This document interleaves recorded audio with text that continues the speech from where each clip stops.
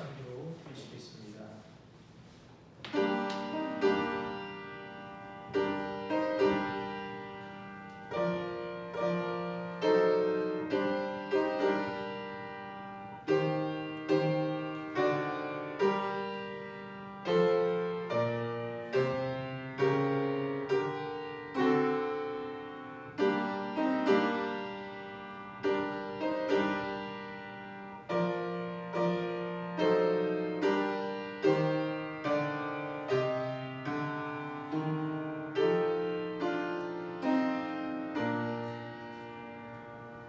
나는 주의 힘을 노래하며 아침에 주의 인자하심을 높이 부르오리니 주는 나의 요새이시며 나를 긍휼히 여기시는 하나님이시니이다.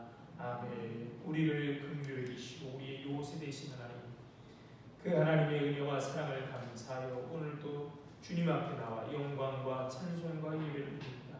부족한 우리들이지만 우리와 함께 하셔서 우리가 드리는 예배가 하나님이 기뻐 받으시는 예배가 되도록 인도하여 주옵소서.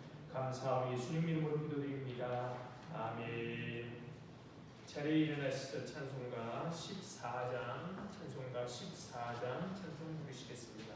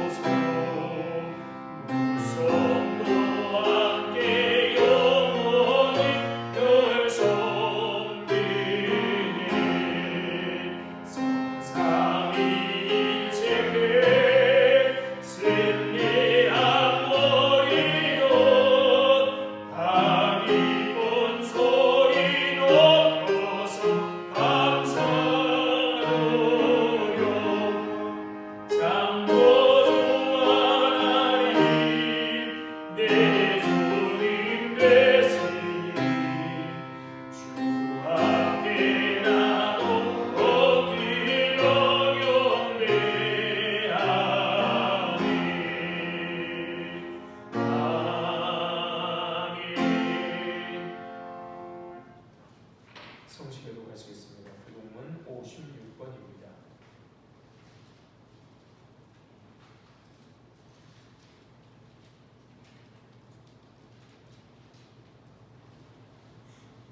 교동문 56번 시편 128편 교독합니다. 여호와를 경외하며 그의 길을 걷는 자마다 복이 있도다. 네가 네 손이 수고한 대로 먹을 것이라. 네가 복되고 형통하리로다. 내 집 안방에 있는 내 안에는 결실한 포도나무 같으며 네 식탁에 둘러앉은 자식들은 어린 감람나무 같으리로다. 여호와를 경외하는 자는 이같이 복을 얻으리로다. 여호와께서 시온에게 내게 복을 주실지어다. 너는 평생에 예루살렘의 번영을 보며 내 자식이 자식을 볼지어다. 이스라엘에게 평강이 있을지로다. 아멘. 다 같이 사도신경 하심으로 신앙 고백하시겠습니다. 전능하사 천지를 만드신 하나님 아버지를 내가 믿사오며 그 외아들 우리 주 예수 그리스도를 믿사오니 이는 성령으로 잉태하사 금종녀 마리아에게 나시고 본디오 빌라도에게 고난을 받으사 십자가에 못 박혀 죽으시고 장사한 지 사흘 만에 죽은 자 가운데서 다시 살아나시며 하늘에 오르사 전능하신 하나님 우편에 앉아 계시다가 저리로서 산자와 죽은 자를 심판하러 오시리라. 성령을 믿사오며 거룩한 공예와 성도가 서로 교통하는 것과 죄를 사하여 주시는 것과 몸이 다시 사는 것과 영원히 사는 것을 믿사옵나이다. 아멘. 자, 현재 찬송가 310장, 찬송가 310장 찬송 부르시겠습니다.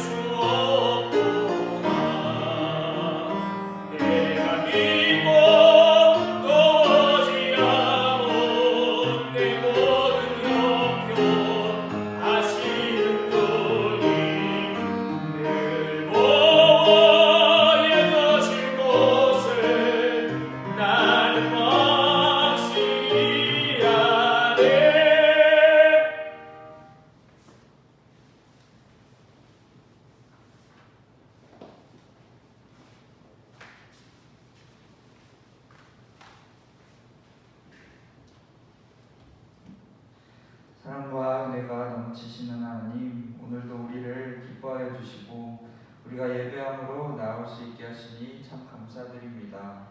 하나님, 이 시간 온전히 하나님께만 바쳐드리오니 하나님 홀로 영광받아 주시옵소서. 하나님, 우리는 오늘도 주인입니다. 주인이 아니었던 적이 없습니다. 이렇게나 연약하고 또 추악한 우리를 긍휼히 여겨주시니 하나님 참 감사드립니다.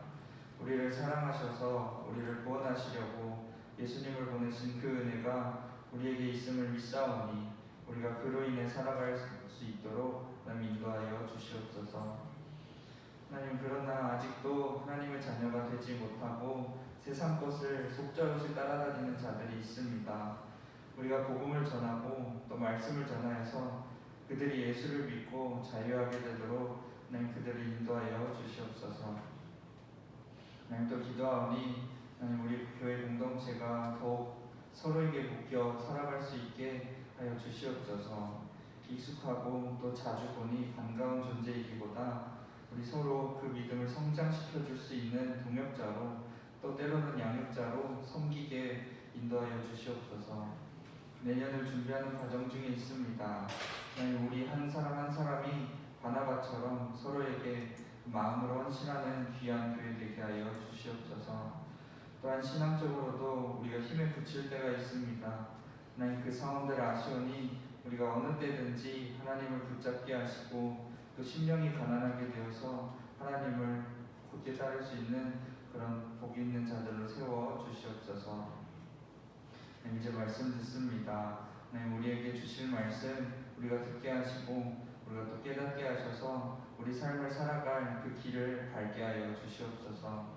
말씀 전하실 목사님 하나님께서 붙드시고 항상 말씀의 메인자로 하나님 살아가게 하시고 또 맡으신 사역마다 능력을 함께하여 주시옵소서. 항상 감사드리며 예수님의 이름으로 기도드립니다. 아멘.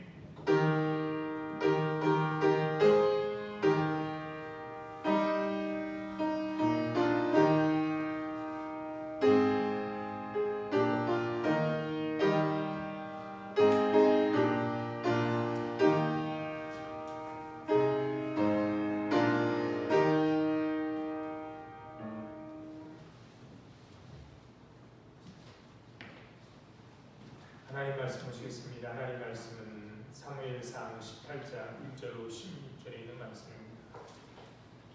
사무엘상 18장 1절로 16절에 있는 말씀입니다. 자신 열고 제가 읽겠습니다. 다윗이 사울에게 말하기를 마침에 요나단의 마음이 다윗의 마음과 하나가 되어 요나단이 그를 자기 생명같이 사랑하니라. 그날에 사울은 다윗을 머무르게 하고 그의 아버지의 집으로 다시 돌아가기를 허락하지 아니했고 요나단은 다윗을 자기 생명같이 사랑하여 더불어 언약을 맺었으며 요나단이 자기가 입었던 겉옷을 벗어 다윗에게 주었고 자기의 군복과 칼과 활과 띠도 그리하였더라. 다윗은 사울이 보내는 곳마다 가서 지혜롭게 행하며 사울이 그를 군대장으로 삼았더니 온 백성이 합당히 여겼고 사울의 신하들도 합당히 여겼더라. 무리가 돌아올 때 곧 다윗이 블레셋 사람을 죽이고 돌아올 때 여인들이 이스라엘 모든 성읍에서 나와서 노래하며 춤추고 소고와 경새를 가지고 왕 사울을 환영하는데 여인들이 뛰놀며 노래하여 이르되 사울이 죽인 자는 천천히요 다윗은 만만히로다 한지라. 사울이 그 말에 불쾌하여 심히 노하여 이르되 다윗에게는 만만을 돌리고 내게는 천천만 돌리니 그가 더 얻을 것이 나라 말고 무엇이냐 하고 그날 이후로 사울이 다윗을 주목하였더라. 그 이튿날 하나님께서 부리시는 악령이 사울에게 힘있게 내리매 그가 집안에서 정신없이 떠들어대므로 다윗이 평일같이 손으로 수금을 타는데 그때 사울의 손에 창이 있는지라. 그가 스스로 이르기를 내가 다윗을 벽에 박으리라고 사울이 그 창을 던졌으나 다윗이 그의 앞에서 2번 피하였더라. 여호와께서 사울을 떠나 다윗과 함께 계시므로 사울이 그를 두려워한지라. 그러므로 사울이 그를 자기 곁에서 떠나게 하고 그를 천부장으로 삼으매 그가 백성 앞에 출입하며 다윗이 그의 모든 일을 지혜롭게 행하니라. 여호와께서 그와 함께 계시니라. 사울은 다윗이 크게 지혜롭게 행함을 보고 그를 두려워했으나 온 이스라엘과 유다는 다윗을 사랑하였으니 그는 자기들 앞에 출입하기 때문이었더라. 아멘. 주님의 은혜와 평강이 우리 가운데 함께 하시기를 바랍니다. 지난 22일은 절기로 소설이었습니다. 그러니까 지금은 소설 절기를 지나가고 있습니다. 첫눈이, 소설이라는 말은 첫눈이 내리는 때라는 말입니다. 이맘때가 되면 사름이 잡히고 땅이 열기 시작한다고 합니다. 농부들은 무와 배추를 수확하여 김장하고 방고래에 쌓인 구들비를 긁어내 불길이 잘 통하게 하고 바람에 속이 드러난 벽에는 흙을 바르고 창호문을 개비하고 지구멍도 막고 유양간에 거적을 쳐서 짐승을 보살피고 뗄나무를 준비했습니다. 벌써 겨울이 다가왔습니다. 이번 주 목요일은 영하 7도까지 내려간다고 합니다. 세월의 흐름이 빨라지는 계절이기 때문인지 아직 잎이 다 떨어지지 않은 나무 위로 애잔한 햇살이 내리면 참 포근해 보입니다. 우리는 세상에 살면서 사람 때문에 위로받기도 하고 상처를 받기도 합니다. 누군가와 관계를 맺으며 산다는 것이 참 힘겹다라는 생각이 들 때가 있습니다. 둘 이상이 서로 걸림을 뜻하는 관계라는 단어에서 관은 문빗장을 걸어 서로 걸림을 뜻하는 말인데 그런 모습을 형상한 것이죠. 관문이라는 단어를 생각하면 될 것입니다. 관계는 관자에다가 걸리다 있다는 뜻의 개자가 결합된 단어입니다. 닫아 걸기도 하고 또는 있기도 하는 것이 사람의 관계입니다. 사람 사이의 모습이라는 뜻인 것이죠. 사람은 누구나 다양한 관계 속에 살아갑니다. 관계가 순조롭고 원만할 때는 평안하고 행복하다고 느낍니다. 하지만 관계가 어그러지면 고통스럽습니다. 현대인들은 저마다 외롭습니다. 그러기에 관계를 갈망합니다. 젊은이는 SNS를 통해 누군가와 접속을 유지하려고 했습니다. 고립을 면하기 위해서지요. 나 홀로라는 느낌 속에 방치되고 싶지 않은 것입니다. 인터넷 공간에 자기의 근황을 알리고는 누군가가 반응해 주기를 애타게 기다립니다. 누군가 의미 없는 기억이 크크크나 흐흐로 반응만 해도 흐뭇해합니다. 페이스북에는 좋아요라고 달리는 댓글의 수에 민감하지요. 문득 지구별에 왔던 어린 왕자는 뾰족산에 올라 이렇게 외쳤습니다. 나는 외롭다. 누가 나의 친구가 되어줘. 외로움이 문제입니다. 외로움을 해소하기 위해서 우리는 타인의 인정을 갈망합니다. 그렇죠? 외롭기 때문에 그 외로움을 해소하려고 타인의 인정을 갈망합니다. 사람들은 인정과 배제 사이를 오갑니다. 따돌림 받지 않기 위해 자기 소신과는 무관한 일을 하기도 합니다. 영혼을 파는 이들도 있습니다.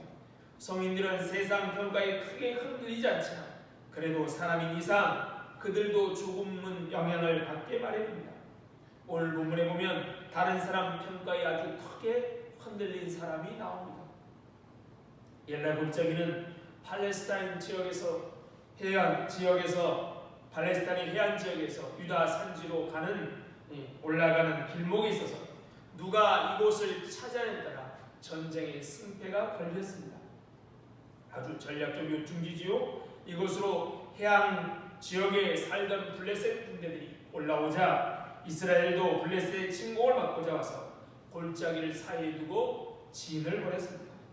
블레셋 진영의 모습을 드러낸 골리앗의 장대한 모습은 이스라엘 군인들에게 공포 그 자체였습니다. 골리앗은 이스라엘 진영 앞에까지 와서 누구든 용기 있는 자가 나와 자웅을 거두라고 외칩니다. 그러나 사울과 온 이스라엘 사람들은 그의 소리를 듣고도 몹시 놀라서 떨기만 하고 있습니다. 이런 일이 40일 동안이나 지속되었습니다. 아버지의 신분을 먹고 세웠던 다윗은 골리앗이 이스라엘과 하나님을 모욕하는 말을 듣고 크게 분노합니다. 다윗은 사울의 허락을 받아 그와 대결하기 위해 앞으로 났습니다. 다윗은 사울이 준 갑옷, 투구, 칼을 버리고 이런 무장을 받지만 몸에 익숙지 않은 그걸 버리고 대신에 한 손에는 막대기, 한 손에는 물매를 들고 전쟁으로 나갑니다. 다윗이 사울의 갑옷과 투구를 벗고 칼을 내려놓고 막대기를 든 것은 다윗이 의지하는 것이 무엇인지를 우리에게 보여줍니다. 하나님의 분노에 사로잡힌 사람을 누가 감당할 수 있겠습니까? 하나님만 의지하는 사람을 누가 감당할 수 있겠습니까? 골리앗의 죽음으로 이 전쟁은 승패가 나고 맙니다. 블레셋은 달아났고 이스라엘은 대승을 거두었습니다. 다윗은 시골 양측에서 온 이스라엘 백성들이 칭송하는 위대한 영웅으로 등극하게 되었습니다. 사울을 대신하여 왕으로 기름 부음 받은 다윗이 역사의 무대의 전면에 나서게 되었습니다. 사울은 다윗을 불러 그 공을 치하합니다. 힘센 사람이나 용감한 사람을 자기 곁에 불러두었던 사울은 다윗을 자기와 함께 머물기를 명합니다. 그리고 다윗에게 임무를 주었고 다윗은 사울이 맡기는 임무를 잘 수행했습니다. 그 일이 무엇인지 특정되고 있지는 않지만 사울이 그를 장관으로 삼은 것을 보아 군대를 지휘하는 일이었을 것입니다. 잠언의 한 구절이 이런 다윗의 모습을 보며 떠오릅니다. 충성된 사자는 그를 보낸 이에게 마치 추수하는 날에 얼음 냉수같이 능히 그 주인의 마음을 시원하게 하느니라. 다윗은 사람들의 마음을 시원하게 하는 사람이었습니다.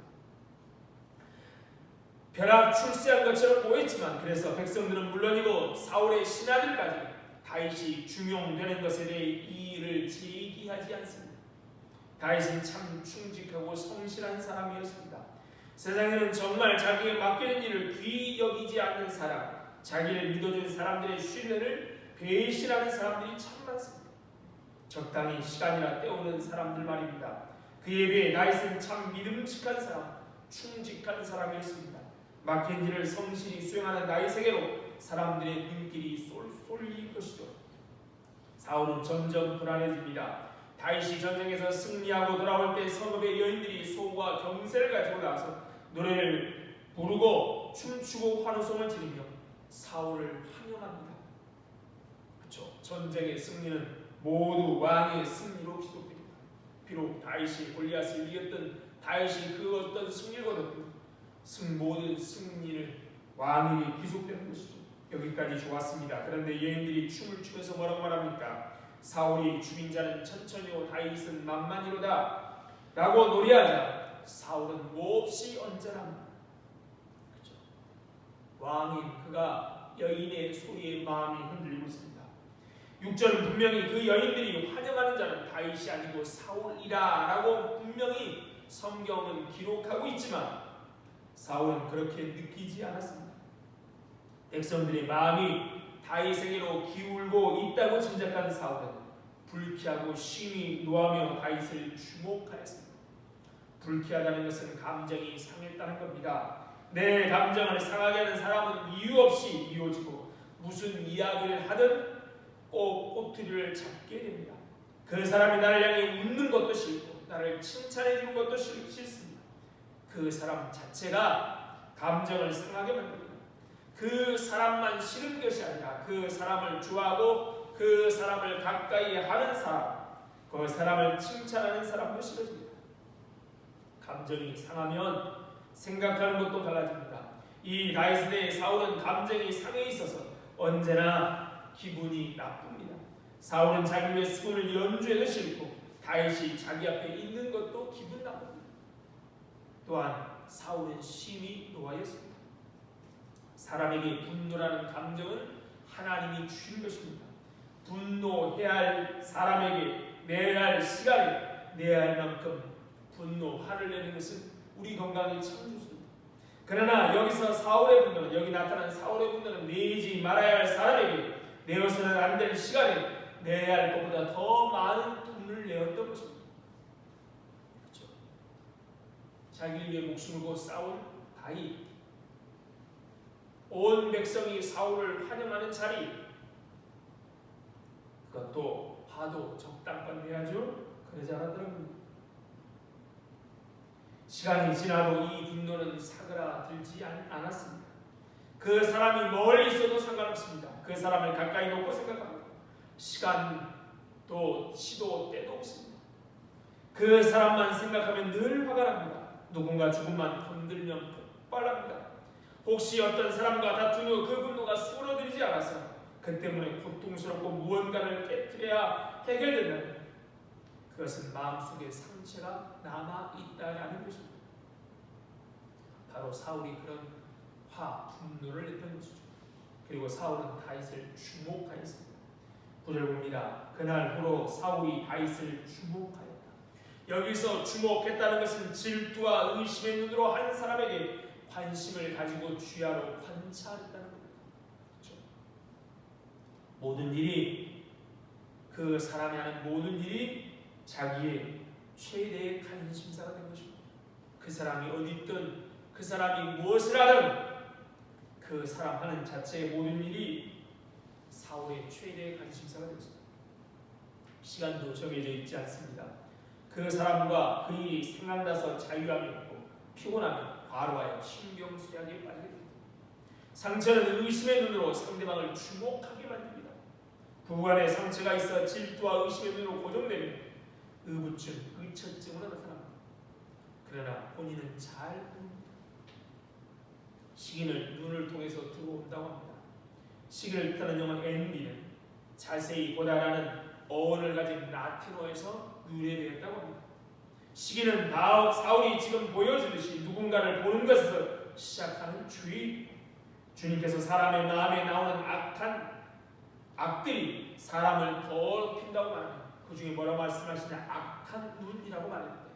이 성경의 대부분의 이 악한 눈을 질투 혹은 시기로 번역합니다. 시기는 누군가를 악한 눈으로 보는 죄입니다. 여인들의 노래에 사울은 자기 권자에 대한 위기감을 느끼고 이날부터 다윗을 시기와 질투하고 주목하여 보았습니다. 그리고 바로 다음날 악신이 사울 안에 강력하게 역사하자 예전처럼 다윗은 그 곁에서 수금을 연주하여 사울을 평안하게 하고자 합니다. 그러나 워낙 상태가 나빠진 탓인지 별 효과가 없습니다. 악신의 충동질로 악령의 충동질로 사울은 벽에 연주하는 다윗을 벽 앞에서 연주하는 다윗을 향해 창을 던져 다윗을 죽이려고 2번씩이나 합니다. 실패하죠. 결국 사울은 다윗을 천부장으로 삼아 멀리합니다. 다윗은 직접 처단하려 실패한 사울은 좀 더 간교하게 자신의 두 딸을 미끼로 다윗을 블레셋 사람의 손으로 처단하려고 합니다. 4일에 사울의 온 마음은 온통 다윗을 죽이는 일에 사로잡혀 있습니다. 다윗을 죽여 그를 제거할 수만 있다면 무슨 대가를 치르도 심지어 사랑하는 딸들을 과부를 만들다 하였어도 상관없다고 생각하는 것이죠. 이스라엘 위에 목숨을 걸고 헌신한 다윗에게 살벌한 죽음의 공포가 엄습하고 있습니다. 살기 등등하게 쫓아다니는 사울과 쫓기는 날. 이제 사무엘상의 이야기는 계속 그런 이야기입니다. 그런데 그처럼 얄궂은 역사의 흐름 속에서 이상하게 쫓는 사울이 더 두려워합니다. 쫓기는 다윗은 사울의 장남인 요나단, 그의 딸인 미갈, 그리고 신복들 그의 백성들로부터 사랑을 받습니다. 그래서 사울은 점점 더 약해져가고 다윗은 점점 더 사랑받아갑니다. 사울의 집에서도 사람 대접 별로 받지 못했던 일개 목동 다윗이 이스라엘 유능한 지도자로 점점 떠오르게 됩니다. 사울은 온갖 권력을 가지고 다윗을 쫓지만 오히려 사울은 점점 약해져가고 다윗은 점점 강해져갑니다. 왜 이런 결과가 나옵니까? 12절입니다. 여호와께 사울을 따라 다윗과 함께 계시므로 사울이 그를 두려워하지. 다윗은 하나님이 함께 하셨고 사울은 하나님이 떠나셨기 때문이라는 것이죠. 다윗이 비록 초라해 보이지만 하나님이 함께한 사람, 그래서 어엿한 이스라엘 왕인 것입니다. 하나님과 함께 하십니다. 사울은 하나님이 떠나셨기에 그는 점점 약해지고 다윗은 하나님과 함께 하시기에 점점 강해집니다. 하나님이 떠난 사람은 그럼 온전합니까? 자기의 의지로 움직입니까? 그렇지 않습니다. 하나님을 떠난 사람은 자기의 의지대로 살지 못합니다. 10절에 보면 사울이 악심의 지배를 받습니다. 악령의 지배를 받습니다. 다윗은 하나님과 함께하고 사울은 악령이 함께합니다. 사울이 떠난 사울은 악령의 지배를 받습니다. 그 전에 다윗이 수금을 타면 악령이 떠났는데요. 하나님 떠난 사울에게서 악령은 그대로 머물러 있습니다. 아무리 다윗이 수금을 타도 소용이 없습니다. 이제는 사울은 다윗의 수금 연주를 들어도 회복하기 어려운 지경에 이르렀습니다. 왕 노릇은 고사하고 정상인의 3주차 어렵게 된 것이죠.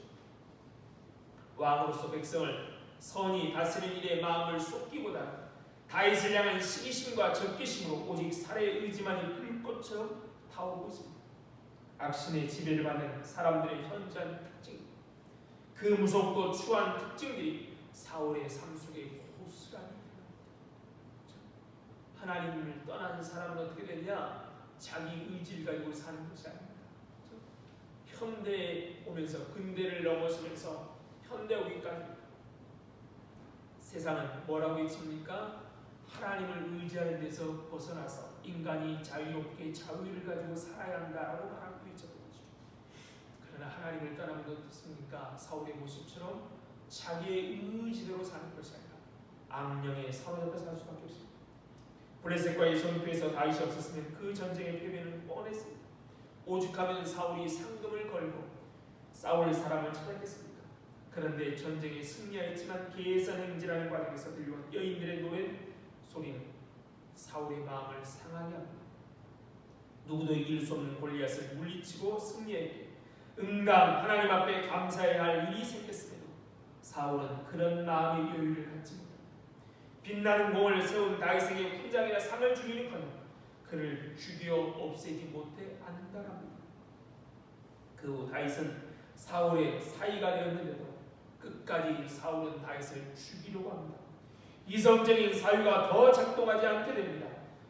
성경은 그러한 시기심에 사로잡힌 그때로부터 악한 영이 사울에게 힘있게 내렸다라고 말하고 있습니다. 악한 영은 바로 시기하는 마음을 통해 우리 속에 들어오는가 봅니다. 기독교 역사를 가르치는 7가지 죄의 뿌리가 있습니다. 교만, 시기, 분노, 탐욕, 탐심, 낙태, 정욕인 것입니다. 사울은 시기라는 질병에 걸렸습니다. 자문을 보면 평온한 마음은 육신과 생명이나 시기는 뼈를 썩게 합니다. 시기는 뼈를 썩게 합니다. 시기가 사울을 망치게 되었습니다.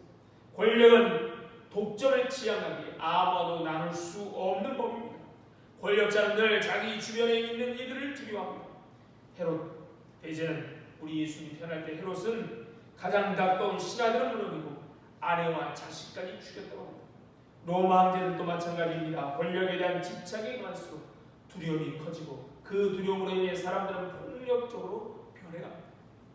이성적인 사유는 더 이상 작동하지 않습니다. 심리학에서 타자를 향한 인간의 복잡 미묘한 감정을 샤덴프로이데라는 독일을 사용합니다. 심리학에도 한이라는 단어가 있죠. 한국말. 그것이 독일어 샤덴프로이데라는 독일을 사용합니다. 샤덴은 고통이고요. 프로이데는 기쁨이라는 뜻이라고 합니다. 두 단어가 합쳐서 타인의 불행이나 고통을 좋아하는 마음을 뜻하는 단어가 되었습니다. 하나님은 인간을 서로 비스듬히 기댄 채 살아가도록 만드셨습니다. 인간의 생명은 서로에게 속해 있습니다. 내가 행복하기 위해서는 내 주위의 사람들이 행복해야만 합니다. 그러나 타락한 인간은 남의 불행을 보고 기뻐하기도 하고 남의 불행을 바라기도 합니다. 그 마음이 평안할 리가 없습니다. 그런 삶에는 안식이 없습니다. 그러니까 우리 삶에 안식이 없으면 곰곰이 생각해봐야 합니다. 내 안에 시기와 질풍이 없는지. 그렇죠? 시기심이 들어오면요 악령의 지배를 받게 됩니다. 우리 삶은 이렇게 안식이 없습니다. 또한 시기심이 파괴적인 까닭은 또 있습니다. 시기의 대상은 먼 데 있는 사람 혹은 나와 무관한 사람이 아니라 가까이에 있는 사람에 대해야 합니다. 나보다 월등히 나은 사람에게는 별로 시기심이 없습니다. 하지만 가까이 있는 이에 대해서는 자기도 모르는 사이에 비교의식이 작동합니다. 이 맘만 내려놔도 인생이 편해질 것인데 우리는 늘 그 굴레에서 벗어나지 못한 채 허둥거리고 주변을 지옥으로 만듭니다. 그렇죠? 주변만이 아니라 평생 비교하고 불안하고 누군가를 비판하고 감사할 줄 모르고 불평하고 분노하고 증오합니다. 사울은 다른 사람보다 뛰어난 사람이었습니다. 머리가 하나 정도 있는 키도 크고요. 힘도 세요. 의기도 있는 사람이었던 것이죠. 그렇죠? 길르앗의 나하스가 야베스의 나하스가 암몬왕 나하스가 침략했을 때 울기만 하고 있는 다른 사람과 달리 하나님의 의로운 분노를 위해서 그런 사람입니다. 많은 것을 가진 왕이었지만 시기 질투의 노예가 되어버리고 결국 파멸합니다. 사울 입장에 보면 그럴 수밖에 없다고 생각하는 분들이 계실지 모르겠습니다. 하나님이 다윗에게 기름을 붓고 왕으로 세우셨으니 사울의 입장에 당연한 것 아니냐라고 생각할 수 있습니다. 사울의 시기는 당연하다라고 생각할 수 있죠. 그런데 그러지 않은 사람이 있습니다. 바로 사울의 아들 요나단입니다. 요나단은 골리앗을 쓰러뜨린 다윗과 마음이 하나 되고 자기의 생명같이 사랑했습니다. 그리고 다윗과 언약을 맺습니다. 그 언약의 내용을 말하지 않고 있지만 사절에 보면 요나단이 자기가 입었던 겉옷을 벗어 다윗에게 주고 자기 군복과 칼과 활과 띠도 준 행위를 통해서 자기가 기대하던 왕의 자리가 다윗의 것임을 요나단이 인정한 것을 알 수 있습니다. 이 인정한 것을 암시합니다. 실제로 왕과 다윗의 것임을 요나단은 입으로 고백한 적이 여러 번 있습니다. 사무엘상 24장 17절에 이렇게 말합니다. 두려워하지 말라. 내 아버지 사울의 손이 내게 미치지 못할 것이요 너는 이스라엘 왕이 되고 나는 내 다음에 왕이 될 것을 내 아버지 사울도 안다. 사울이나 요나단이나 모두 자기 왕이 다윗이라는 것을 알았습니다. 그런데 사울은 이를 거부하고 인정하지 않아 다윗을 시기하고 제거하려 했지만 요나단은 그것을 받아들였다는 것이 다릅니다. 똑같이 다윗이 자기의 자리를 위협하는 사람인 것은 알았다는 것이죠. 그런데 사울은 시기했고요, 요나단은 그러지 않았다는 겁니다. 왜 요나단은 다윗이 왕이 되는 것을 받아들였을까요? 사무엘상 14장에 보면 17장 앞에 14장에 보면 블레셋과의 전투할 때가 나오죠. 그때 요나단은 블레셋 진영으로 무기 잡은 사람만을 데리고 싸우러 갈 때 했던 말에 알 수 있듯이 그는 하나님의 실존, 하나님의 계심과 일하심을 인정하는 믿음의 사람이었습니다. 그러기에 하나님의 섭리가 사울에 이어 자신이 아니라 다윗을 향하고 있다는 것을 받아들였다는 것입니다. 그래서 다윗에게 자기의 모든 것을 내어주고 또 언약까지 체결하며 후대에 이르도록 합니다. 그 언약을 어떻게 해요? 다윗은 왕이 된 이유도 지키죠. 무비보셋을 자기 곁에 두면서 요나단과 사울에게 있어서 다윗은 똑같이 자신의 자리를 위협하는 존재였습니다. 정확하게 말하면 사울보다 요나단은 경우가 더 심각하죠. 왜냐하면 적어도 사울은 왕이 되었고 사울이 왕에서 내려온 후에나 다윗이 왕이 되지만 요나단은 왕이 되기도 전에도 어떻게 됩니까? 다윗이 왕이 되버리면 왕이 될 수도 없습니다. 그렇다면 다윗의 진짜 경쟁자는 사울 왕이 아니라 요나단입니다. 하지만 요나단은 오히려 다윗을 높였고 자신이 그 유가 될 것이라며 자기를 낮추기까지 합니다. 쉽지 않습니다. 그렇죠? 그러기에 연습이 필요한 것이죠. 시기 질투, 참 우리 마음에 갑자기 생기는 이것 내려놓기가 참 어렵습니다. 그러기에 연습해야 됩니다. 옆에 있는 가까운 이들을 칭찬하고 격려하고 함께 기뻐하는 것 말입니다. 바울 사도는 교회를 뭐라고 말합니까? 그리스도의 몸이라고 우리에게 말합니다. 교회는 유기체라는 말입니다. 유기체는 서로 연결되어 있다라는 것입니다. 몸의 일부가 아프면 몸 전체가 괴로움을 겪습니다. 몸의 각 지체들은 아프거나 연약해진 지체의 회복을 위해 협력하게 마련입니다. 우리 몸은 그래요. 손가락이 아프면 온 몸이 다 아프죠. 그 손가락이 아픈 것을 낫게 하려고 온 몸이 함께 협력합니다. 바울 사도는 교회가 어떻게 형성되는지를 이렇게 에베소에서 우리에게 일러줍니다. 너희는 사도들과 선지자들 터 위에 세우심을 입은 자 그리스도 예수께서 친히 모토이 되셨느냐. 그의 안에 건물마다 서로 연결하여 주 안에서 성전이 되어가고 너희도 성령 안에서 하나님이 거하실 처소가 되기에 그리스도 안에서 함께 지어져가는 우리는 함께 지어져가는 사람들입니다. 세상은 우리에게 평화와 안식을 빼앗아갑니다. 경쟁의식을 예면하고 살아가야 하는 세상, 승자, 독식 사이에 사는 동안 우리 가슴에 시퍼런 멍이 됩니다. 그 멍 때문에 우리는 작은 타격에도 소리를 지르곤 합니다. 늘 조마조마. 이게 에덴에서 쫓겨난 사람들이 사는 운명입니다. 그러나 교회는 다른 삶이 가능하다는 사실을 일깨워주는 곳이야 합니다. 상처 입은 마음의 치유가 일어나야 하고 하나님의 백성들이 누리는 샬롬을 맛볼 수 있어야 합니다. 세상은 사울처럼 당연히 시기와 질투하는 것이 당연하다고 말하는 그 세상 속에서 요나단처럼 다름이 있음을 보여줘야 하는 것이죠. 누군가의 기쁨을 조금 더 망설임 없이 함께 기뻐할 수 있어야 합니다. 사도 바울은 그리스도 안에서 거듭난 이들의 삶을 가르치면서 뭐라고 말합니까? 즐거워하는 자들과 함께 즐거워하고 우는 자들과 함께 울라. 마음을 같이하며 높은 데 마음을 두지 말고 도리어 낮은 데 처하며 스스로 지혜 있는 채 하지 말라. 유기체로서의 교회가 건강에 성장하는 것은 연약한 이들을 중심에 두고 있어야 합니다. 사랑이 없으면 어려운 일입니다. 사랑이 없으면 어려운 일입니다. 우리 앞에는 예나 지금이나 두 갈래의 길이 있습니다. 다른 사람을 주목하다가 끝내 파멸의 길로 치달은 사울의 길이 있고, 다른 사람을 사랑하는 요나단의 길이 있습니다. 여러분, 지난 한 주 어떻게 사셨습니까? 누군가를 주목하며 사셨습니까? 아니면 사랑하며 사셨습니까? 나의 것을 빼앗길까봐 주목하며 살지 마시고 우리의 목자 되신 하나님이 우리를 푸른 초장과 쉴만한 물가로 인도하시고 그 길에 우리의 길동무로 주신 사람들을 사랑하며 사시는 복된 성도, 주목이 아니라 사랑하며 사시는 복된 성도들 다 되시기를 바랍니다. 참 좋으신 하나님, 은혜와 사랑을 감사합니다. 오늘도 우리를 불러 우리에게 생명을 주시고 또 우리를 이렇게 하나님의 자녀 삼아 주심을 감사드립니다. 우리에게 복된 삶을 살도록 또한 우리에게 이렇게 형제, 자매, 우리 몸의 다른 지체를 주심을 감사드립니다.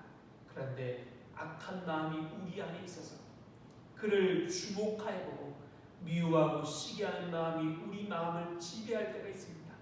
그럴 때마다 우리는 다른 사람들, 다른 세상의 질서를 따라 살아가는 사람들, 세상 질서와 다르게 하나님의 통치를 받은 사람임을 잊지 않도록 도와주셔서 사랑하며 섬기며 살아갈 수 있도록 은혜 베풀어 주소서. 참 어려운 시기를 지나가기에 우리의 상황이 녹록치는 않지만 그러나 우리 마음에 하나님 주신 사랑으로 언제나 마음에는 여유와 기쁨과 평안이 넘치도록 은혜 베푸셔서 우리가 있는 곳마다 우리를 통하여 하나님 복이 흘러갈 수 있도록 역사하여 주옵소서. 감사하며 예수님 이름으로 기도드립니다. 아멘. 찬송가 50장 찬송 부르시면서 준비하시는 분 되시겠습니다.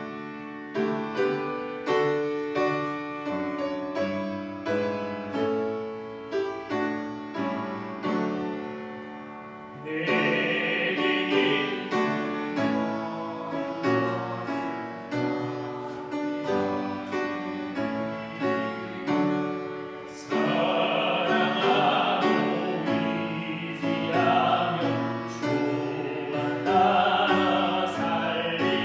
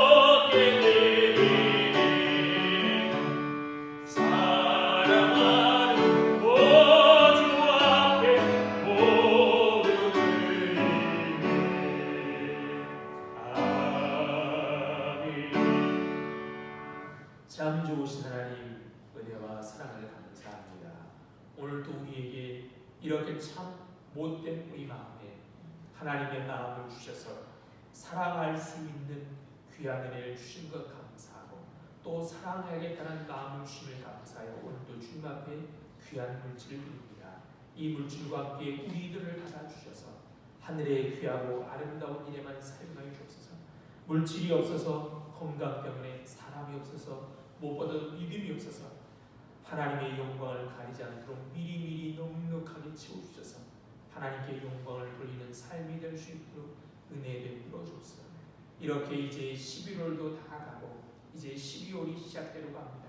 추운 겨울이 있지만 하나님 우리가 서로 사랑함으로 춥고 어려운 사람들에게도 하나님의 따뜻한 온기가 전해지도록 도와주시고 또 특별히 하나님의 은혜를 구하며 하나님의 도우심을 구하는 귀한 성도들의 기도 제목들 하나님 들어주셔서 하나님의 함께하심을 경험할 수 있도록 인도하여 주옵소서.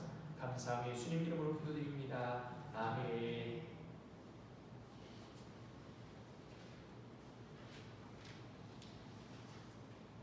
목요일은 월상 새벽 기도회로 모입니다. 2023년도 예상 편성위원회가 이루어져 있습니다. 다음 주 오후 예배 후에 모이겠습니다. 자리에 일어나서 인사하시겠습니다.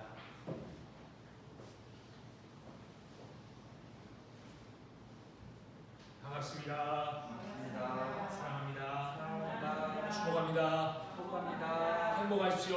행복하십시오.